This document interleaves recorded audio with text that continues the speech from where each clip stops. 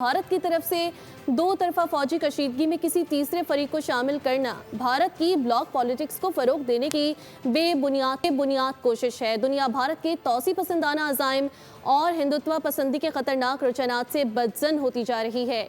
Field marshal general Syed Asim Munir की ज़ेर सदारत कोर कमांडर कॉन्फ्रेंस फोरम ने भारतीय स्पॉन्सर्ड प्रॉक्सियों के हाथों हालिया दहशतगर्दाना हमलों में शहीद होने वालों के सालिस सवाब के लिए फातिहा ख्वानी की और दहशतगर्द प्रॉक्सियों के खिलाफ फोर्सेस की हालिया कामयाबियों का जायजा लिया।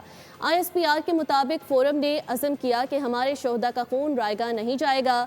पाकिस्तान के अवाम का तहफ़्फ़ुज़ और सलामती मुसल्लह अफ़वाज की अव्वलीन तरजीह है।